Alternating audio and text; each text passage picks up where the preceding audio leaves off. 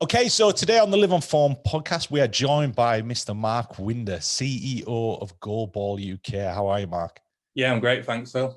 Cool. So before we get into what Goalball is all about and why it exists fundamentally, let's take a little bit of, let's take a look at your background and let's see where all that sort of delved from, because there seems to be a bit of a pattern with your career as to where things have gone. I know that you've got an extensive personal background in sport.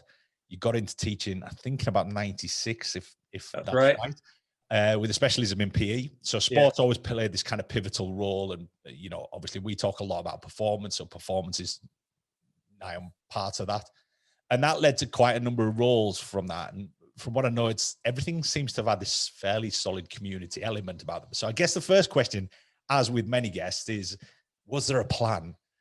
Was this a career path you envisaged? Obviously, Goalball, from what I gather, didn't exist when you set off on your career path, like many businesses don't. But was this sort of the path you envisaged? Was this an intentional move, or has your career sort of mapped out with this intent, or has it just been you've moved from sort of one thing to another because of the nature of what it was and what it gave back? It's a real mix, Phil. A real mix. I think it started at school, and at school, I went to school so that I could play sport. We went to the same school, didn't we? And that school was a rugby, cricket, athletics school. And I was gifted at being quite a quick runner and quite a decent athlete. So therefore, I ended up on the rugby team, cricket team, football team. And there was a guy at school that I know that you share a passion for, a chap who's now sadly passed away, called Pete Kremer. And I would have done anything for him. I would have run in front of on the motorway for him because he was such a great bloke. And I wanted to play sport, and that was in school, which was a good standard, and it was within the community, and we had some good teams in and around the community. And I stayed at school for sport. I then fell into teaching because over the summer I didn't have a summer job, and I ended up doing some cricket coaching at Penrith Cricket Club, and ended up teaching what was called then the jumblies, or the 6 and 7 year olds, because it was like herding cats. And I really enjoyed it. So then decided that I wanted to become a PE teacher. Now, I was hopeful that I was going to fail my A levels and get another year at playing rugby and cricket and so forth, but I did all right. So I ended up in clearing and going into teaching. Loved doing teaching and had some really fond memories, but I felt as if I wanted a little bit more. The obvious career track at the time was to go into this head teacher, deputy head type scenario, and I was a senior manager in a quite a big primary school. But then this thing came up, this opportunity to use sport to help learning, and having sport has helped my learning. I decided, well, look, that sounds good. It sounds interesting. So this Playing for Success program thing came up, and it was a partnership between education leads at the time and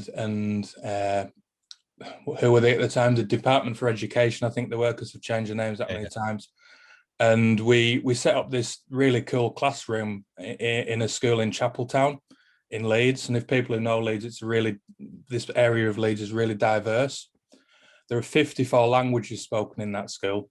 And coming from Cumbria, that was initially a massive shock. So I ended up setting this classroom up that used the power of sport to help learning, and it was an after-school club. And we were really fortunate to work in partnership with Leeds United, Leeds Rhinos, Leeds Carnegie at the time, and we had a real good thing that was going on. And I saw that it was really making a difference to these kids. Then I hankered after that around having my own stadium, because we were going to trips to these different stadiums and thought it would be great to have a stadium as a resource to teach kids. And I got the job at Wakefield Trinity, and then it just sort of spiraled after there. Okay, so what was your role at Wakefield Trinity? Because you've set up this program, and I've seen that it's education. But obviously, Wakefield Trinity is a rugby league. It's old school rugby league. I mean, they were formed in like 1860 something. So they've been around since rugby league's been around. And you were head of education at rugby league club. So people are going to look at that and go, well, how does that work? what are you educating these people about? I mean, you can't imagine 20 or 30, big burly rugby league players going, sitting down in a classroom in these tiny little chairs and being educated. So I mean, what is that? What, give us a bit of context there as to how that Yeah, looks. it was twofold, that role, really. It was head of the charity at Wakefield Trinity. So that would be using the power of the brand to improve lives. And that was through health and fitness and mental health. And they're still doing a really good job there. A chap called Craig Shepherd's leading that up now. But in addition to that, because of my background in education, we had a real passion to develop what we were doing. And what we wanted to do was to make the players ready for after their career, whether that career ended at 18 or 38. We wanted to be able to say, we've given them an opportunity, we've given them a pathway out of sport. So I was this director of education, and it was the only thing at the time. The first job that we had to do was to start delivering the ACE program. So that's the Advanced Apprenticeship in Sport and Excellence. So we took a part-time academy and took it to full-time. So I ended up working with Ryan Hudson, and we took 24 athletes, I think it was, in the first year. Worked with Loughborough College and delivered a full-time program that included education in a very much similar way that football teams do it. And it was really quite successful. And there's about 3 or 4 of the players that are still playing at Wakefield Trinity that came through that program. That was the core. Then in addition, there's a local organisation called Backstage Academy in Wakefield.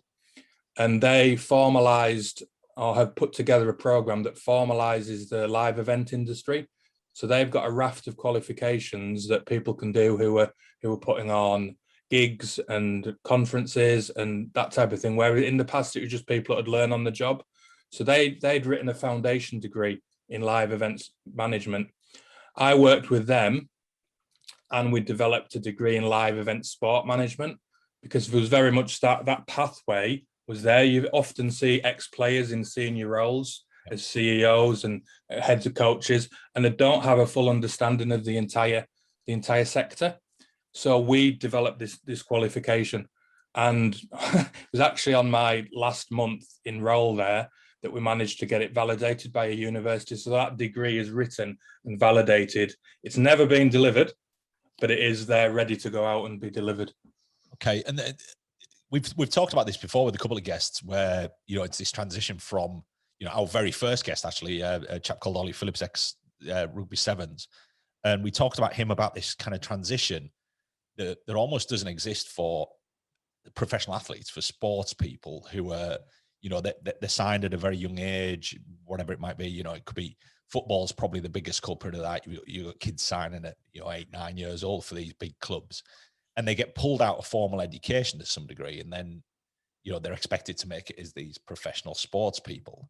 But ultimately, there's all of these factors that come into play where somebody might get injured, somebody might get taken away from the club they were at and moved on to another and slowly move down the rank, whatever happens, but they're left with nothing if they step away from sport. So there's this whole thing. And also people who've had quite established careers. We talked a lot about, this whole thing where people leave at the top of the game, but then they're kind of lost.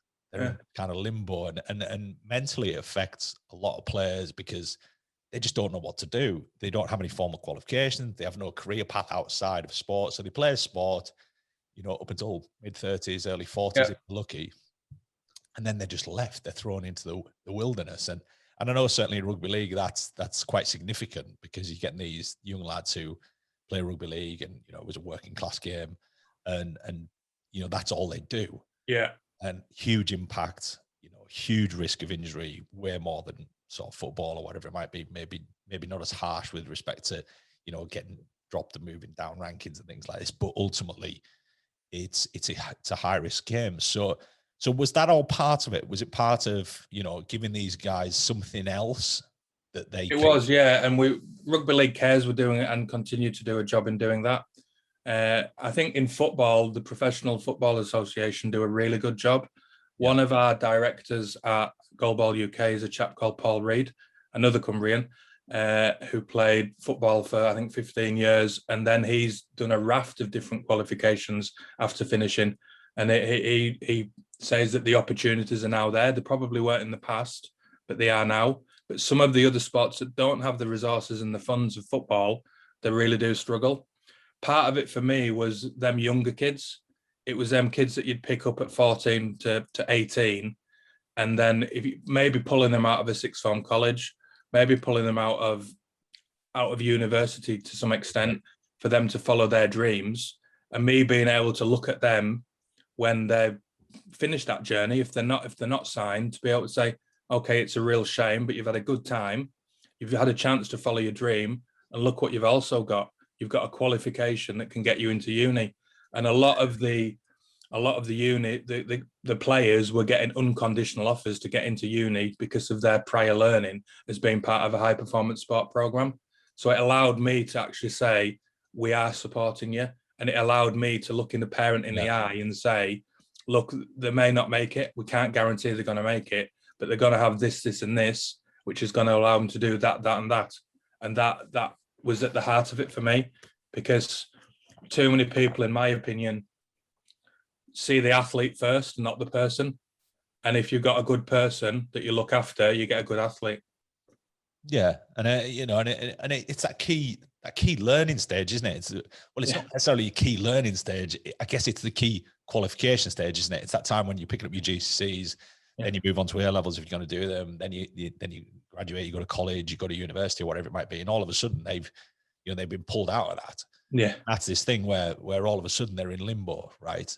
Nobody really wants to then go back to school at 18 because it's not the done thing, and for some people it's probably a little bit embarrassing, right? You've got all your friends around you who've continued with this formal path of education, and you've dropped out to go and become a professional sports person, and that just hasn't panned out. And I guess the way that it is now, it's far more competitive than it used to be. I think there's far more players in every sport. There's far more people, striving for that dream.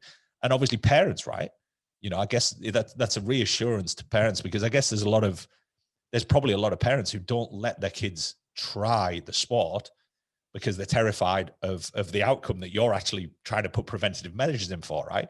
That, I know that if you had a kid that was, semi-talented, and you kind of knew that, they were maybe just good enough to make it, but you kind of lived in hope they would. Yeah. You send them to university or college, or do you send them off to, Wakefield Trinity Wildcats to potentially make it as a player? I mean, it's a dilemma, right? A massive dilemma. And some of the other things we did, so we had a partnership with Silcoat School, which is a big public school within Wakefield, and one of the players, whilst my time there, we made sure that he wanted to do, I think it was something within graphic design. Yeah. So he did an AS level there in addition to, and we were committed to them. We were committed to the players. And as I say, you treat people right and you get good results. And that's been something that I've tried to do throughout my life and my career. And obviously, that stems from, I'm assuming, that opportunity that sport gave you, right? Yeah, absolutely. So, like I've already said, I think I was dragged through school, really, doing the bare minimum probably, so that I could still play sport. And then university was similar. Yeah. Ended up playing, I think, for the rugby team, athletics, and the cricket. I was captain of the cricket team at college, university. Yeah. We didn't play much. A lot of the time was around the bar. But I've made friends for life, to be honest, through sport. And I've learned a lot of lessons through sport. And I spoke to somebody who played in that rugby team who's done a lot of consultancy work with some big firms. And he just said, you know what? He said, if I was interviewing, he said, I'd look at the person and look at what they've done at uni, not just the qualification they got, because you can tell what sort of person you're getting from. Are they doing additional stuff? Are they part of the rugby team? Are they part of doing sport? Are they part of the social scene within a uni? And if you've got one of them people, you're getting a rounded person. And I think that's what sport gives people, a roundedness. Yeah, and I think there's, I was chatting to I'm probably talking 5 or 6 years ago. I was chatting to a big CEO of a big blue chip company, and they were saying, look, we've stopped offering jobs to first class graduates. Yeah, because the problem is they've got no social skills. Yeah. He said, it's almost guaranteed that these people have been under a rock their entire time at university. So they basically spent 3 years not socializing with human beings. Yeah. In order to accomplish this huge academic goal. And obviously it was a very broad generalization. I mean, there was people I went to university with, they were partying all the damn time, super talented, and came away with first class honors. But they were saying, look, we prefer to get people who were 2-1s, 2-2s, because who were finishing university with those kind of grades, because chances are they probably socialized. And the thing we're lacking in our business right now is social skills and the ability to communicate. What we don't want is somebody who's not communicated for 3 years with other human beings. So you know, there's some real interesting stuff around that, and this whole, you know, this background of sport, and you know, my background, I owe an awful lot to sport, and I owe a lot of things to probably the same avenues that you owe a lot to. You know, I chatted about Pete in a recent podcast I did with James Haskell, and because he played a very significant role in my upbringing, and really, I think a whole community, Phil. Oh, it was massive, you know, and I always remember, you know, and again, we sadly lost him, but I always remember, you know, the day of his funeral, you know, it was standing room only. It was insane. And the thing that I noted the most about that was, it was all the bad kids. There was so many of these kids who probably at school despised him, because he was the person that, you know, when other teachers couldn't contest with these kids, they'd send them to Pete. Yeah. He would be like, look, and he just had this way of, obviously bellowed at them and blah, blah, blah. But he had this way of people who respected him. And it was this respect. And then years later, obviously, you got these kids who were a bit rebellious or whatever it was at school. But years later, I guess the penny drops, right? You know, you slowly you get into your mid-20s, and then you start to, you know, acknowledge the people that have kind of helped along the way, and the people that really meant well. You know, whether you like them, whether you didn't like them, whatever they did for you, but they did something significant for you. And that was always the thing with Pete. And, you know, without getting too far off topic, that was a real thing for me, is that I was like, hold on, but that kid absolutely despised him. Yeah. It's traveled halfway across, you know, the UK to attend, you know, this kind of memorial service to him. So it's, you know, incredible. But again, I'm sure we could actually just do an entire podcast talking about Pete. But so from that, so you've done the Wakefield, and then you went from Wakefield to Bradford Bulls. Was that a similar role? Yeah, very much so, although vastly different, if it can be the case. So someone who I'd worked before previously at Wakefield Trinity became managing director at Bradford Bulls. I think he was the supporting the third owner in probably 6 years. Yeah. And I was sold a dream. And it was a dream with a plan.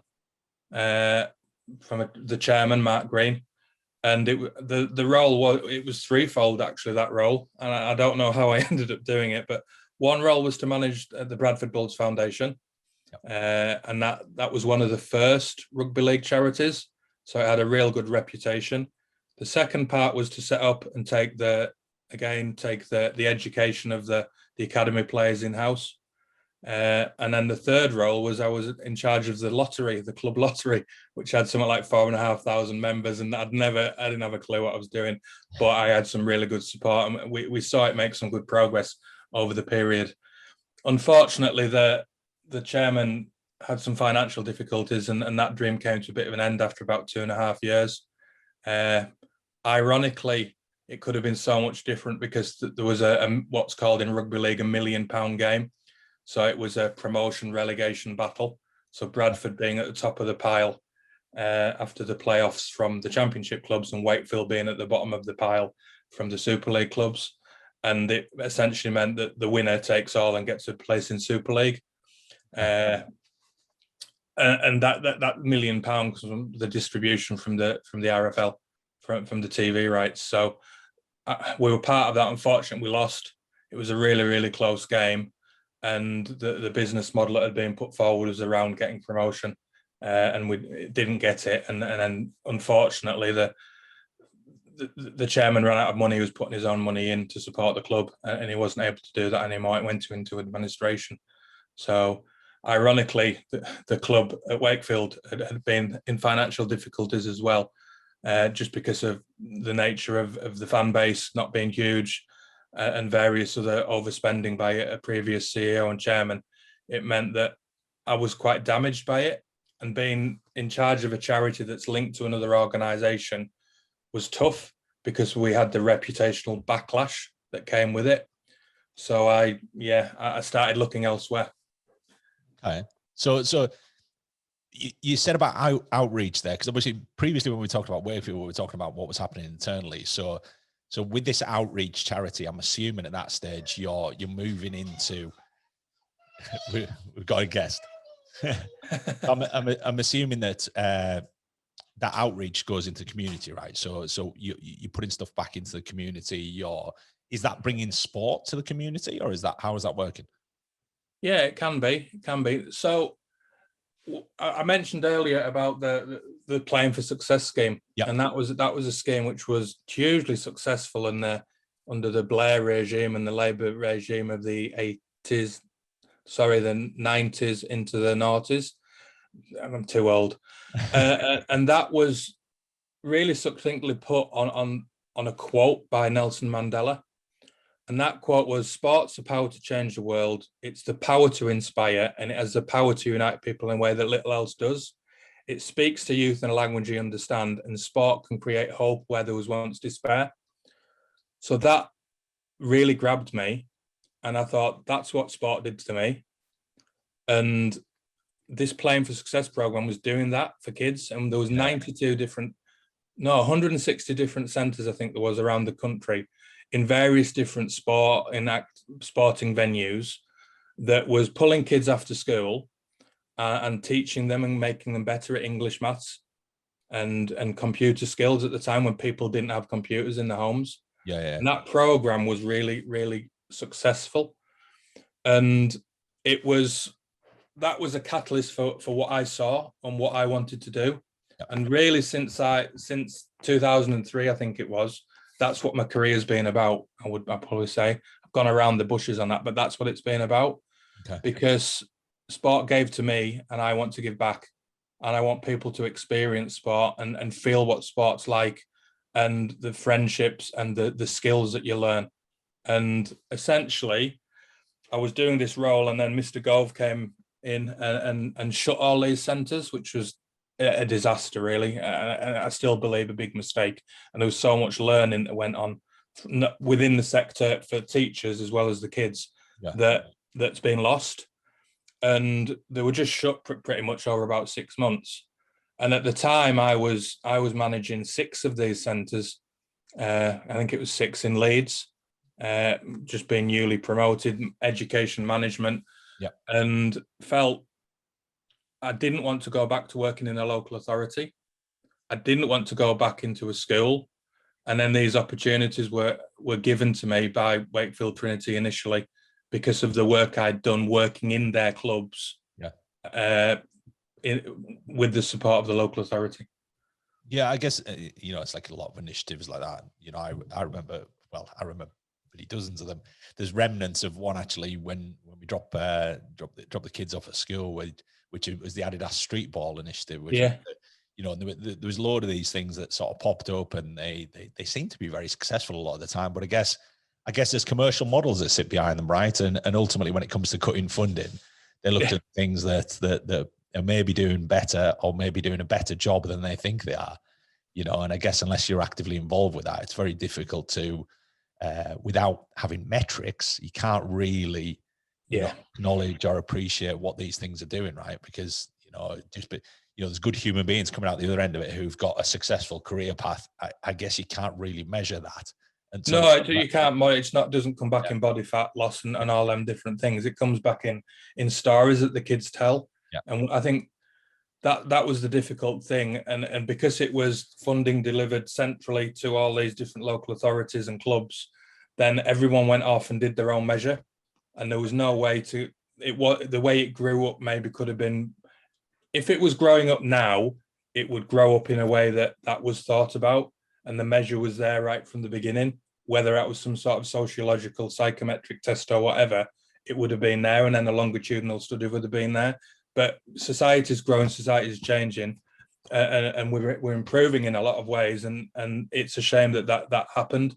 There are some things that are still going on, and it also pushed where I ended up working pushed the club's community departments to becoming charities that allowed them to deliver some of that work. Yeah. So therefore, a lot of that work has evolved in some way, shape, or form. Is it as good a quality? Hand on heart, I don't think it is, but it's still an experience with a club using their brand as a method to improve the lives of people. And that's what we were doing at Wakefield. It was about improving their lives, and we had mental health work going on. We had women and girls stuff going on. That was key at the time, about getting them engaged. And we established a women and girls rugby league team way before the RFL were doing it. We were doing education after school. We continued to do that, which was really important. And then we were doing walking rugby as well. So all them different things to appeal and get people active using the brand and the heroes within the community, because these guys, these rugby league players, are heroes within the community, and they still are part of the community. Football's a little bit different, isn't it? Because them heroes, you won't see them in Asda or Sainsbury's or Tesco, or where you shop, probably Waitrose, Phil. It's you don't see them, but you do see your rugby league players in there. You do see them out and about on the street, so they are still that hero within the community. Your 1970s footballer was, your 80s footballer was, you would still see them. So they might play a major part to a lot of people's lives. And some of the stories, again, that we have, and case stories around helping people who were suicidal or serious mental health problems, or were inactive and obese, we've got them. And that's, for me, them stories are much more important than a statistic. Yeah. And it's real people's lives that you've seen. Yeah. And that's the real measure, isn't it? And you know, I always go back to, you know, being a coach, and the vast majority of the best kind of transformations were the ones that you couldn't measure.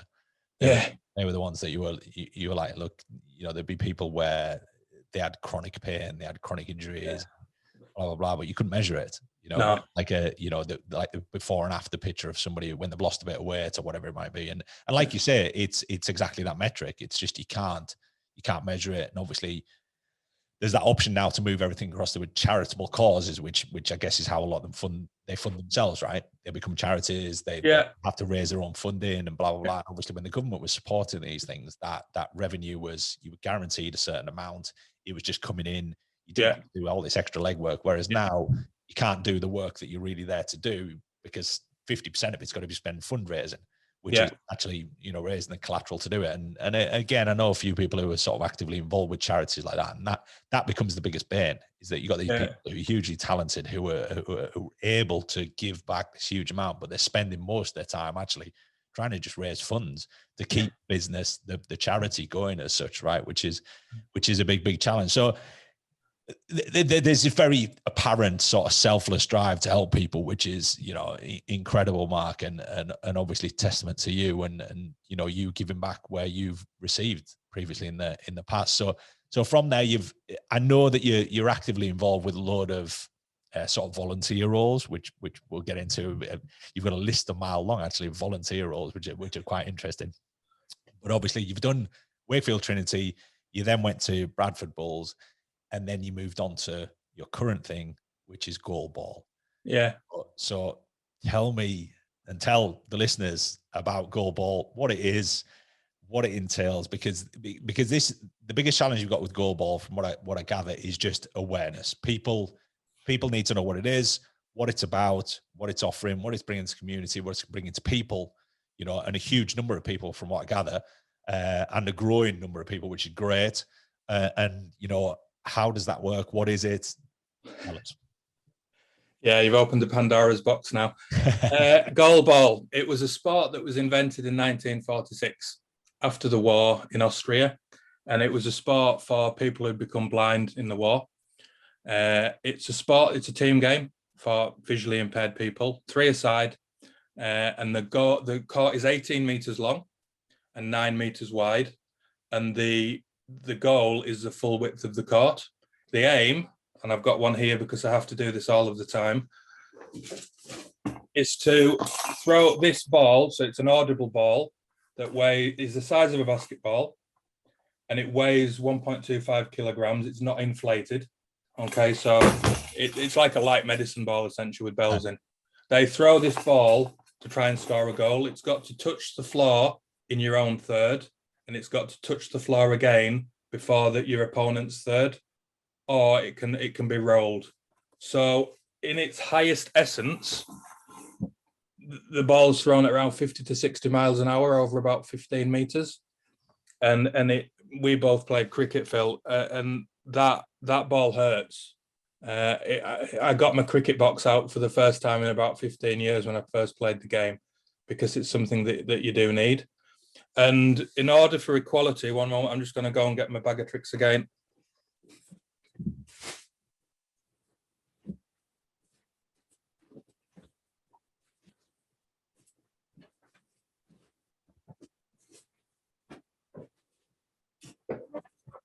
No, I'm struggling. Sorry. All players wear a blindfold. Okay. So no matter what the impairment each player has, they're all blindfolded. So everyone's put on a level playing field. Okay. So the sport is a Paralympic sport, but we're hamstrung in some ways by the fact that we're not a derivative of another sport, like you alluded to. So we're not a wheelchair rugby, a wheelchair basketball. So people don't have a frame of reference. However, it's really well known within the VI world. It's played in 96 different countries across the world, which is amazing when you compare to wheelchair rugby, which is played in 26 countries around the world. It's really well participated in. We've got around 700 people playing it in the UK. And if we compare that to blind football, there are around 20 people playing that sport in the UK. So what we've done, and I'm not going to take credit for this at all, is that we've developed a sport for people who are visually impaired. And the sport is for everyone. Very often within para sport, the grassroots element isn't there. So we'll have a go days on, we'll speak to schools, we'll speak to universities, and we'll get activities going, and we'll give people a go at the sport, and we'll then signpost them to the nearest club, and we'll let them enjoy the sport in the same way that you and I did at 9, 10, 11, 12, 13, 14 in community sport, play the sport, have fun, and experience the experiences that we did. And I fell into this sport by complete accident. The Bradford Bulls were in trouble, as I've already alluded to, and I felt as if I wanted to change. And I got this change, and I watched a video. It's the Transforming Lives video. If you put Goalball Transforming Lives into Google, you'll find it. And it was this story of all these young people, children and young people who'd found this, who were visually impaired, typically inactive, couldn't play sport, and then they'd found goalball and the differences it made to them people's lives. And it was just almost like that tipping point where it was like, hang on a minute, I've used sport to help change lives. This is a sport that's actually doing it. And it's supporting people with a disability. I did have an interest in sport and disability sport. And I was part of the Disability Sport Yorkshire as a trustee and saw the great work that they were doing. And we talk about all the stuff that I've done, but one of the best things I did when I was at Bradford Bulls was help a young man. It was a chap called Luke, and he had cerebral palsy, and he was in a wheelchair, and he played within our wheelchair rugby team that we had. Played a little bit, but was more happy just doing the admin and being around the guys, and sport was giving him a social, like it does me and you, Phil. And he wanted to get a job and he couldn't. So I supported him, and we got him some training, and he did a steward's course. Okay.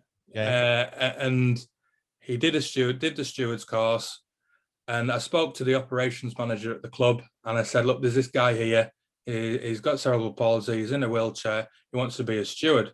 And I was really lucky that he said, I had a good relationship. And he said, let's give him a go. So we managed to put him in the family stand as such. Yep. And he was there as a meter and greeter working. And it was the first job I'd ever had. And that was probably one of the greatest things that I did, I think, because the look on his face when he was doing his job was remarkably different to the look on the most stewards' faces that you'd see. He was smiling, he was happy to be there. And it was Bradford, and I don't know if you know Odsal, but Odsal in February time is the coldest place on earth. And he was there with his biggest smile on his face, in his wheelchair, meeting and greeting people, showing them to direct them to where they needed to sit. And he was just having the ball. And I just thought, yeah, my job here is done. And I was just, yeah. And so it linked up, and it all sort of slotted in.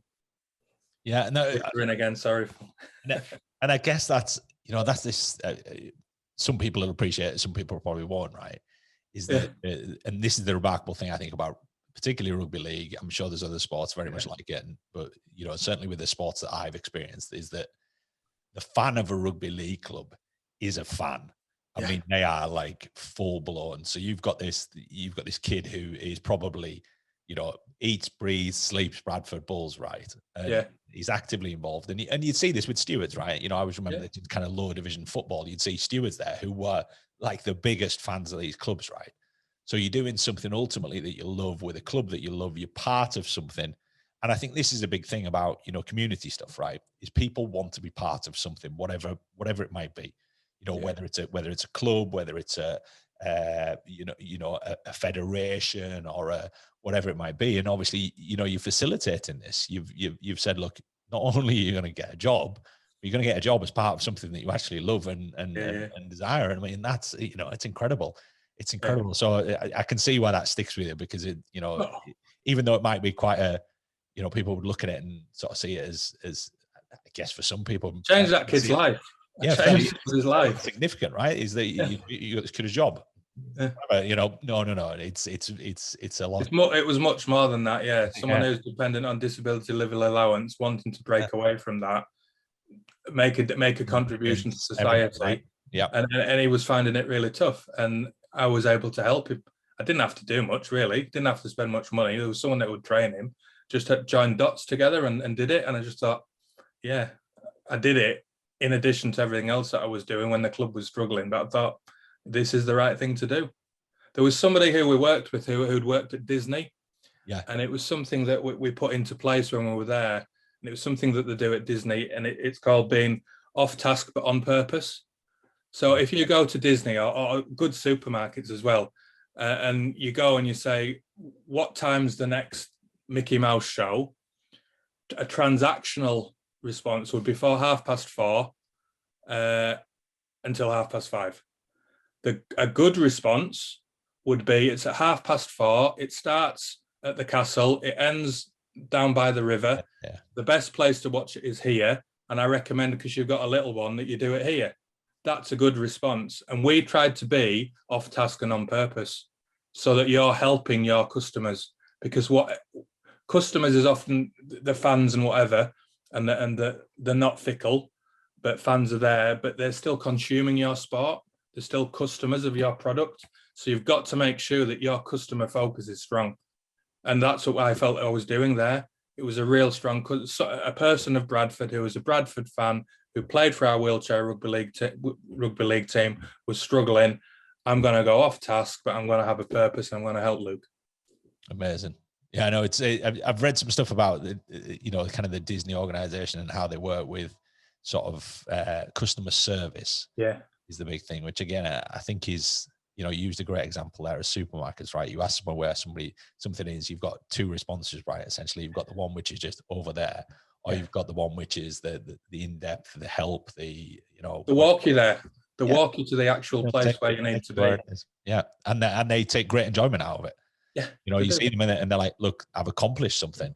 And, you know, this is something we've talked about in several of the podcasts in different guises, is that, you know, we've had military guys on who, you know, they talk about the whole bed making thing in the morning. It's this accomplishing something within the role that you've taken, whatever it might be, you know, and however trivial or small it might appear to somebody else, it's actually hugely significant for somebody, you know, that person who, you know, takes huge pride in a job that probably doesn't pay very well, that probably entails huge long hours, doesn't leave them long for social life, but they absolutely love it and delve right into it, right? So again, we kind of a bit off tangent, but all very, very relevant, right? But so goalball, right? So we've got the establishment of goalball, which again, the ball with the bells in it has been used in cricket, right? not that one, obviously, but Oh, balls have been used in visual impaired sort of sport for a long time, right? yeah, they have. It's the obvious way for a person who's visually impaired to be able to play a ball sport. So there's a blind rugby that's being developed at the moment. Yeah. They're in a football. I think it's a size 3 size football that blind footballers use. But that, as I say, they're all derivatives of the sport, and they're used in tennis as well. So blind tennis. So the audible ball is something that transcends across in order to allow people with a visual impairment to play. So track a ball. 50, 60 miles an hour, right? So again, again, some people just won't get the context here, but 50, 60 miles an hour for like in cricket, in club cricket, just standard club cricket. That's somebody who's bowling pretty damn quick, right? Yeah, pretty, Cricket. And it's not over 22 yards, Phil. It's over about 15 meters. So it's a lot less time, and you can't see. Yeah. Right. With all the eye shades on, remember? So for somebody who isn't visually impaired, who's clearly played the game, how difficult is it? It's really difficult. I was really fortunate. I played it first in 2017, and the head of talent, Faye, who was great, she put me aside 2 really good young players. Both of them have subsequently actually played for GB senior squads. Stuart was in the middle, Mimi was on the right, and I was on the left wing. And I was given some coaching by a chap called Dan and his partner Laura, who were GB players at the time before. So I didn't come across too bad. But putting the eye shades on and just, first of all, orientating yourself around court. So you orientate yourself around court. There's string under tape so that you can figure out where you are on the court as well. Right, because I was going to say that, because I would imagine taking a blow with that thing that sounds pretty damn solid, right? It seems like a pretty solid lump, right? And I would imagine it is a medicine ball. Yeah, so you're going to get a clout across the head because you've mistimed something. You haven't quite, picked up on it quick enough. It's going 50, 60 miles an hour. It's walloped you, right? You're lying on the floor in a bit of a daze. You get up. How on earth do you know which way you're even facing? So that's I didn't. Right. When I was playing. So in the first instance, I wasn't facing 50, 60. Fortunately, I was going to say that must be up there because that is high performance teams. Yeah, that's our GB squads are throwing at that speed. Our best players. Essentially, you'll be on the floor crouched, ready to get the ball, and the ball will be bouncing. It'll be a smooth shot along the floor. Yeah, and there is string, so there's tape to show where for the referees and the audience to see where things are and where the court is. And you use it as a player in order to help orientate yourself. So this is tape that's at waist level, or this is tape along the floor? Tape along the floor. I'm not being clear, am I? Tape along the floor with string underneath. So essentially you can use your hands and your feet to orientate where you are. Gotcha. Right. So and essentially that's how you do it. You can also use the goals as an orientation point as well. If you step backwards into them, you know where you are and you can find your place as well. There's nets? There are nets, yeah. Again, I'm just trying to. I have actually watched it. It's like a 5-a-side football goal that's elongated for 9 meters, and it's a similar height to a 5-a-side football goal. Okay, so tell me about that first experience. Yeah, it was like nothing I've ever experienced before. I had trust of these 2 young people who were 15, 16 to help me and support me. It was putting trust in the coach that was stood there as well. Ultimate trust in them, because there are certain times where I'm allowed to speak and they would be speaking and helping me. And it's taking away a sense that for most of us it is crucial, and one we often over rely on. In order, taking that away and having to play a sport was just bizarre. The having to track just using your ears and feel around was unbelievable, and I felt completely out of my depth. And you flip it on its head, and I go to many goalball competitions, not many over the last year because of COVID, but many. And you see people around the sports centre where we typically play with guide dogs, with canes, often walking into doors or tripping over now and again. And they come onto a court and it's like they can see. because they've got that familiarity. They know where everything is. I went onto that court and I was lost. Yeah.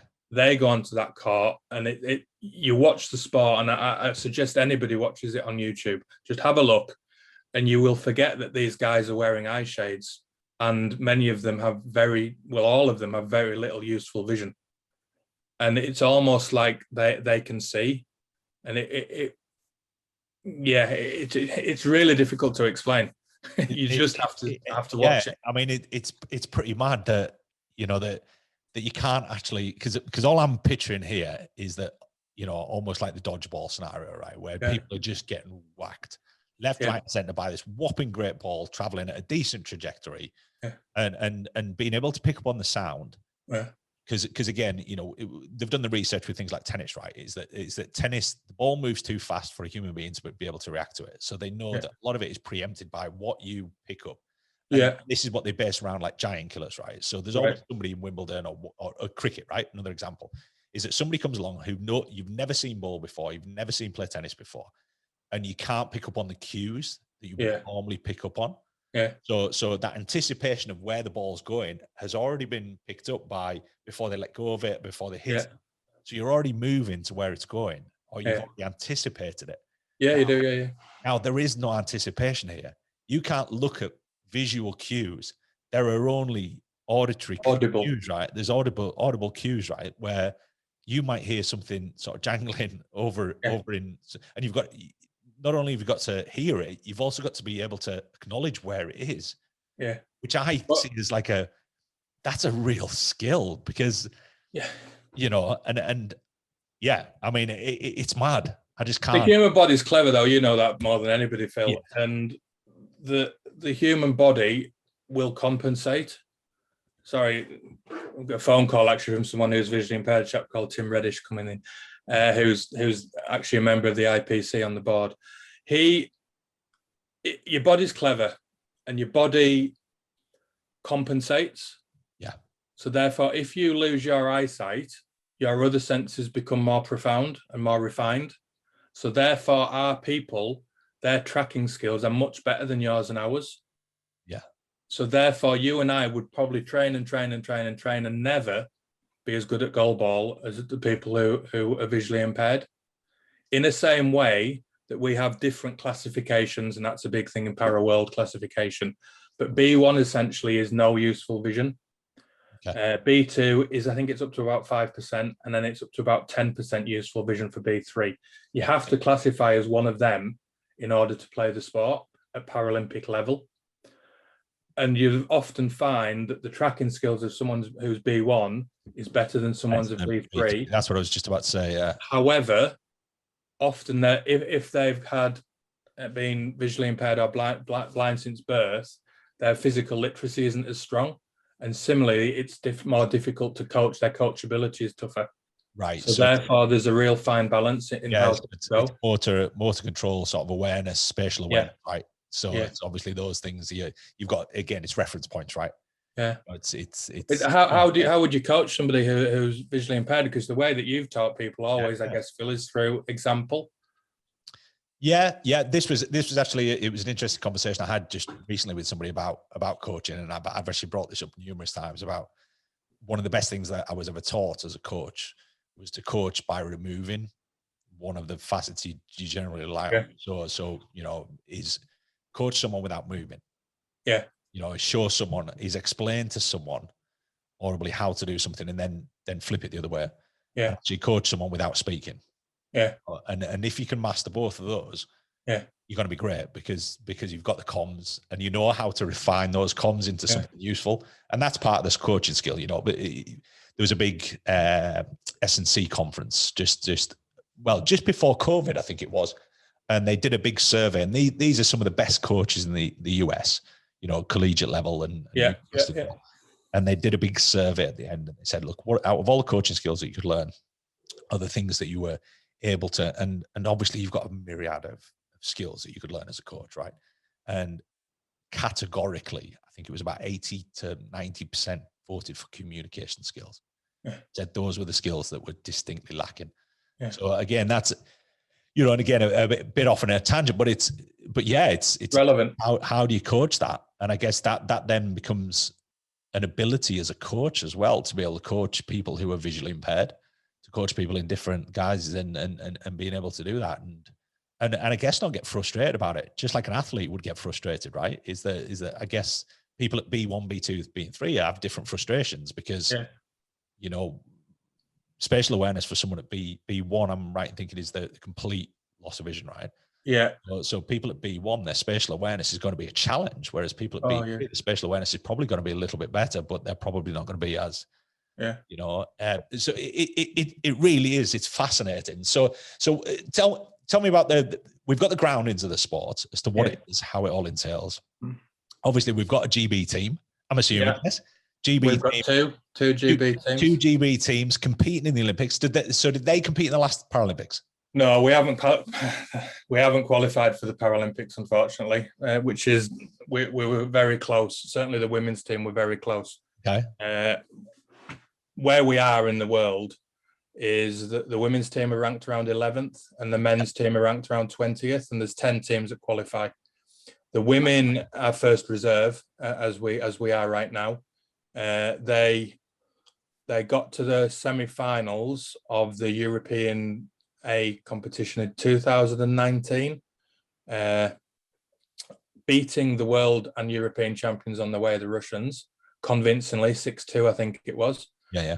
And then played against Israel, and we were drawing in the last minute. And typical British team, we missed 2 penalties that would have seen us through, and the Israelis scored, and they went into the final, and that sealed their qualification spot. If we'd have won that game, we'd have been going to the Paralympics. So it was last minute, 2 missed penalties, finest of margins that we're not there. The men's team are going through a bit of a transition at the moment, and they've had some new players coming in. I think all of the players, apart from one, are under 25. Okay. It's a late maturation sport because of the size of the ball and the strength that's needed. And I think I mentioned before, but it's taken really seriously abroad. And all of the teams that are going to the Paralympics are on full-time programs. So these guys are professional goalball players in different ways, shape and form, and we're not. Within the women's team, for example, we've got someone who works for the RNAB marketing. We've got 3 students, and we've got someone who's just qualified as a doctor, a GP. Well, not a GP. She's done medicine, and she's working in a hospital. So that's the nature of our teams and our makeups. We were at London 2012, and Goalball UK was only formed in 2010. Okay. So we're quite infantile in where we are, really, in our infancy. It's probably a better way to say it. And the sport's continuing to grow. The nature of inclusion within our society has probably prevented the sport from growing as much as it could have done. And I like to use a phrase called exclusion through inclusion. And if you think of a typical child or young person nowadays who has a visual impairment or a disability, they tend to go to mainstream school unless they have profound difficulties. Yep. And that's great, because in the past, people would be taken to specialist schools and they wouldn't be integrated into society, and they'd have real difficulties, similar to Luke, in getting jobs when they were older. Yep. So that's great. I'll deal with that. But what I take exception to, and this is a case for many disabilities, especially people who are visually impaired, they're not given them opportunities to play sport that you and I were. Yep. And not even to the extent of PE. They might go in the corner with an audible ball and the teaching assistant, and they might do a little bit, but very often, more often than not, they go in to do extra literacy. They might go and do Braille lessons. So they're not given that opportunity to play sport. They're then, as a result of that, not physically literate. They haven't played a community sport growing up. Therefore, the first sport they've often played is goalball. And whereas in Eastern Europe, these people will have been playing goalball and other derivatives for people who are blind in their schools, their blind schools. So therefore, they've got that that progression before we pick someone up at 14, 15. So we're already playing behind the game a little bit. And then because they've got these skills and people are already together, it's much easier for them to form programs, and they often form them around a school where someone is often educated up to 25, and therefore, or in the university, in Germany's case, all their programs are around a certain university, and they're allowed to train all of the time. In addition to that, you look at Turkey. So Turkey won the Rio for the women's competition. Each one of their players and each one of their coaching staff was given €1 million by their government for winning. And we're running the entire organisation in the UK for less than £1 million. So that's where we are. We were very close, in addition to that, in getting some UK sport funding. Which, for those that don't know, UK sport, it was on TV last night, I think. After the Atlanta Games, the government decided that they wanted to use lottery money to help us to develop a sector that allows us to compete on the best stage. When that started, Goalball UK didn't exist. So therefore, we've missed the start of that. And some sports have had 4 rounds of it. We just missed out on receiving that funding this year, but we are receiving a smaller amount from UK Sport for the first time, which is just short of £300,000 to last us over 4 years. But every trip we go on costs 20 grand to take 10 people. And so that's where we are. I've gone off track again. You get me started. No. It's all relevant. I mean, anybody who's listening, needs to understand what the sport entails, what the sport's about, why it struggles, I guess. And I guess it's also relevant to a lot of sports, in its infancy. We're not professional. We don't have professional players. We don't have people doing it full time. We don't have the money and the capacity to do that, obviously, which is obviously something that needs worked on. But just with respect to sort of availability as such, because, we've been talking about this in this kind of little nutshell and saying, it's this thing that you do, but what are the locations of, so if somebody out there, any of our listeners or people who are visually impaired who want to get into sport or have fallen from sport or, want to get involved with goalball, where is it based? Where are the bases of it? How many venues do we have across the UK? So how accessible is it for people to get into? If you go on www.goalballuk.com, you'll be able to see our list of our clubs. I think there's around 35 clubs that are active across the UK. There's one club in Scotland, one in Northern Ireland, one in Wales presently, and then the majority are in England. They are dotted around. We do have some, what we'd say, dark spots in terms of we don't have much activity, but they tend to be areas where there's little or less population. So believe it or not, Cumbria, we don't have much activity, but there is activity going on in Lancashire. Cornwall, again, we don't have much activity. But in the main, you're probably about an hour away from your nearest club in most of the UK. And what about schools? So obviously, school involvement of anything like this, I guess, again, is a staffing challenge. I guess is an equipment challenge.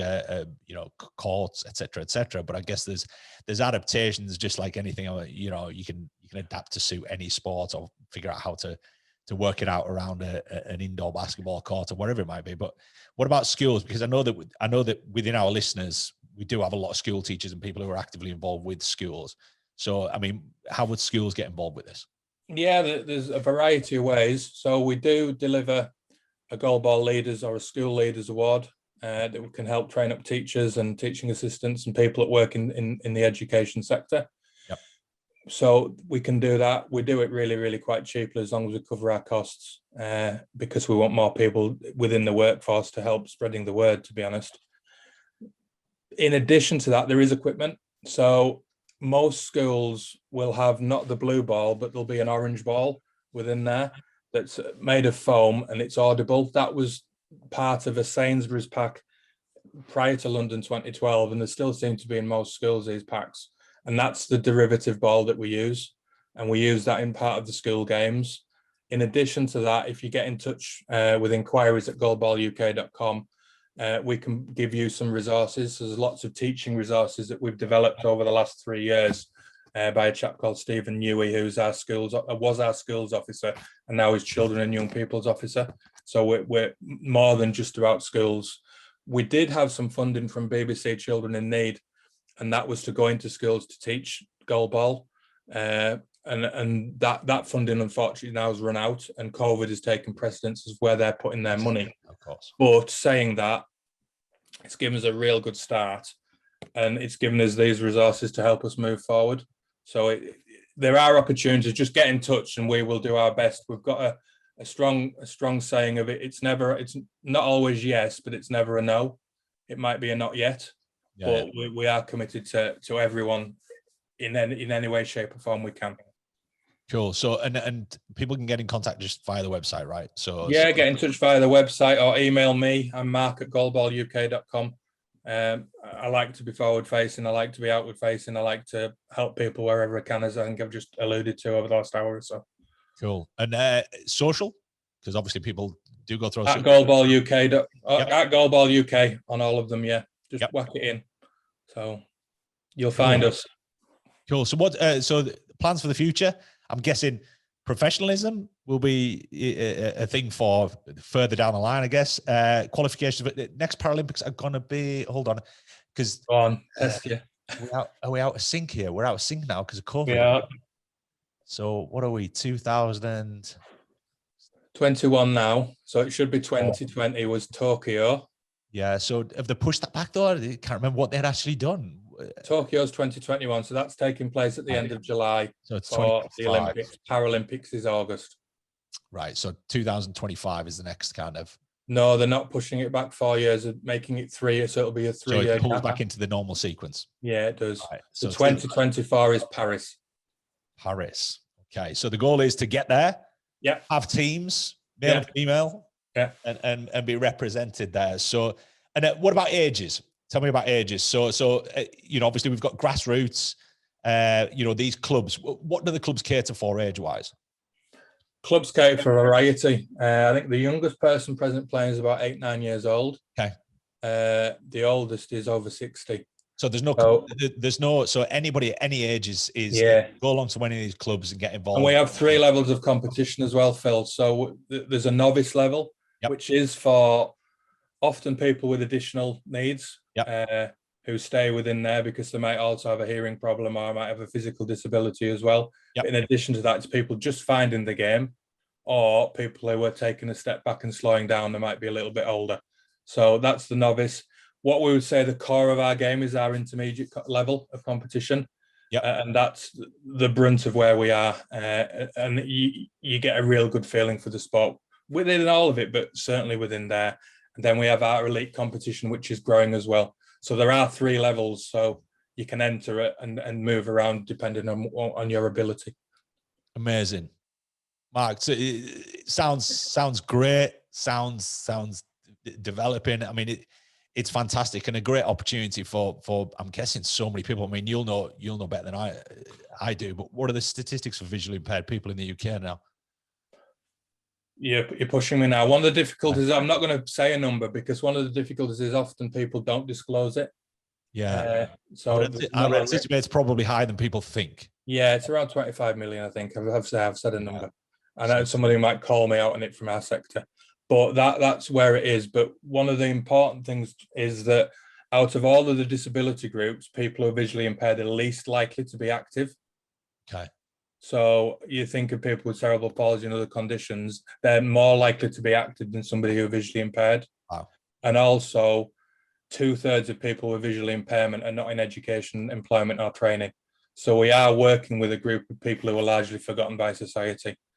And throughout COVID, we've had all sorts of different challenges. To one of our people who's just got a degree, a first-class honours degree, and she does have a social life. At Leeds University, and she said it's actually the first time through COVID where I felt disabled, and she went on to explain that she has almost like a tube map on how she and where she goes and lives her life, where she knows her routes. And with the stuff in the supermarkets, it was a real challenge for her because her local supermarket was incidentally an Asda. She'd go to Asda. If there wasn't any milk, she didn't know what to do. Right. So therefore, she had to ask for help. And while she was in Asda, how was she meant to socially distance? Because if you remember, all of the social distance guidance was marks on the floor. Yeah. And she was unable to do that. So she said it's actually been a really quite tough time for our people over the last year or so, as it has everybody. But I think that the VI world of the community have really suffered more than a lot. Yeah. I think, across the board, I think there's been a lot of people sort of silently suffering who this has impacted way more than anybody anticipates. Certainly, I know a lot of people, myself included, it hasn't been a massive challenge to me because there was nothing there that hugely influenced my life. I'd like to say I'm very social, but I'm not really. So all the things that I would have typically missed, I didn't really miss. It wasn't a massive thing. Whereas, I've got friends who it massively impacted. Yeah. And the mental and physical impact, I think, on a lot of people has been enormous. So, Mark, you're doing some great work. And huge respect for you, what you've done throughout the last, I won't allude. I appreciate that's kind of years, but some incredible stuff there, and all. Selfish as well because I have fun. So, well, I think everything's got to have a remnant of being selfish about it. Otherwise, it doesn't work, does it? So, people are. Fair. I think there's got to be that element there. But anybody who's listening, and I think this will be the first kind of shout out I've given like this, but anybody who's listening who's got friends who are visually impaired, who get them involved, loop them in with the club. Goalball's a big growing thing. It's activity. We're massive proponents of movement at Human 24. We talk about it a lot, and this is an all-inclusive thing, is that everybody should be out there moving, doing something that's fun, being involved with activities that are and again, community led, right? You meet people, you meet people who have similar goals, who have, and you've got that competitive aspect if you want to get into that. So there's huge amounts of opportunity there. So anybody who's listening who has friends who are visually impaired, loop them in with Goalball, get them involved, and hopefully we can get a team to 2024, which would be super cool. One of my aims, Phil, is to get you on a goalball court, and once we're out of lockdown, we will be inviting you to one of the London clubs. Yeah, it could be, and there will be pictures and videos. I am actually a little scared at this moment, but yeah, I would thoroughly take you up on that. So that would be super cool as soon as things are. And anyways, incidentally, where are we at with restrictions? So people, obviously, I'm telling people to get looped in here and get involved, but where are we at with restrictions right this second? Our clubs are back. There is a dispensation for Paralympic sport, sport for people who are disabled because of the first lockdown and the problems that we've alluded to. But not all of our clubs are in operation because we've put together obvious guidelines for people to follow in order to get there. Our clubs are now training in the main. Get in touch with your local club, and it's different depending on where you are. But our club and competition structure, which has been remodeled over COVID, starts again in September. Touch wood, as long as the pathway continues to improve. Yeah, and hopefully for everybody, the restrictions are largely going to be lifted soon. So fingers crossed for everything, really. So Phil, I want to jump in because I made a list of things I needed to mention throughout. Oh, yeah. One thing I haven't mentioned, and that is that in 2023 in Birmingham, IBSA World Games will be happening. So there'll be 9 different sports for people who are blind or partially sighted taking part in Birmingham in I think it's in July of the year. Have a look at it. And if you want to see goalball, or you want to be involved in whatever level of sport for people who are visually impaired, go along to that. It's 2 years ago to go, but I think it'll be here before we know it. So the year after the Commonwealth Games. Cool. And that's an event that Goalball's massively involved with, yeah? We are massively involved in it, yeah. So it's British Blind Sport, who are like a national disability sports organisation that are an umbrella that support people who are visually impaired into sport. They applied because they're the member of our federation. But Goalball is a key part of it in terms of that event is a qualification event for Paris. Yep. So it's a home games. It's one of the bigger sports within them games, and there'll be lots of blind football going on there as well. Blind football and VI football. So it'll be a really good event and lots of different sports. Awesome, fantastic, Mark. It's been an absolute pleasure having you on. Thank you for taking us through goalball and obviously, you know, your history, explain, you know, why you ended up where you are, which I think is a critical aspect. You know, because again, I think it's, you know, often that context is lacking. I think when you talk about things like this, and people need to know why you're doing what you're doing, and I think it all you know, it all adds up and it all makes sense, and you're doing it because you love it. So, and I think that's a really important part of acknowledging that element of anybody who's involved with anything. So, so it's been super cool. Good to see you again. And you too. Best of luck with goalball. All right. Thank you. Thanks, Phil. Thanks for your time. Speak soon, Mark. Take care.